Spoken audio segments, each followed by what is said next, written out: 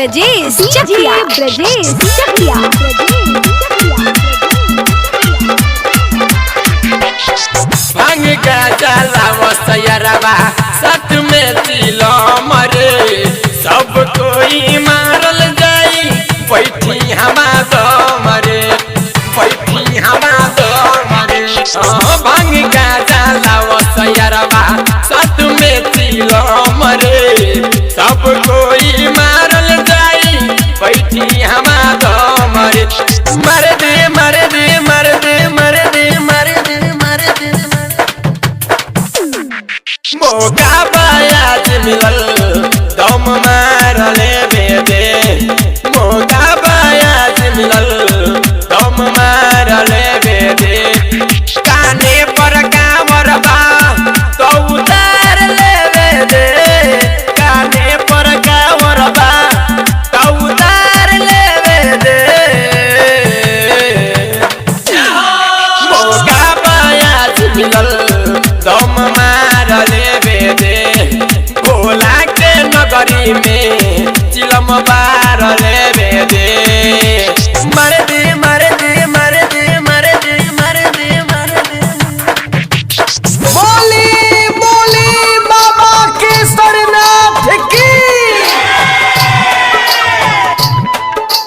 DJ Brajesh चकिया ब्रजेश चकिया गल जाई पापा के नगरी भांग धतूरा संग लाई के चल के हमाना चल जाई गेरुआ कम सहिलाई के गेरुआ कम सहिलाई के गल जाई पापा के नगरी भांग धतूरा संग लाई के चल के हमाना चल जाई गेरुआ कम सहिलाई के मर दे मर दे मर दे मर दे मर दे मर दे कानी पर कांवर बा तो उतार ले बेदे कानी पर कांवर बा तो उतार ले बेदे भोला के नगरी में चिलम बार ले बेदे भोला के नगरी में चिलम बार ले बेदे मौका बायाज मिलल दम मारले बेदे मौका बायाज मिलल दम मारले बेदे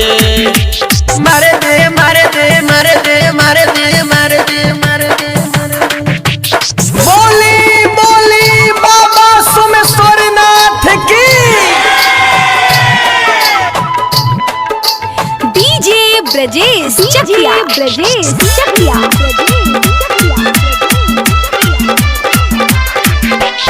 सब मिली पुगल जाई भोला के दुआरी ढारल जाई जल हमा पहिला सोमारी पहिला सोमारी सब मिली पुगल जाई भोला के दुआरी ढारल जाई जल हमा पहिला सोमारी मर दे मर दे मर दे मर दे मर दे मर दे राइटर राम जी के संगे तनी ना चले बेदे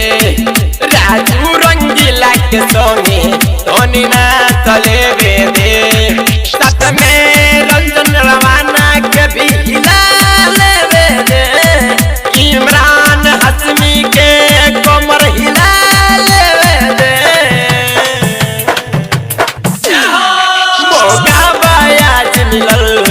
दम मारले बेदे मौका बायाज मिलल दम मारले बेदे भोला के नगरी में चिलम बार ले बेदे भोला के नगरी में चिलम बार ले बेदे मौका बायाज मिलल दम मारले बेदे मौका बायाज मिलल दम मार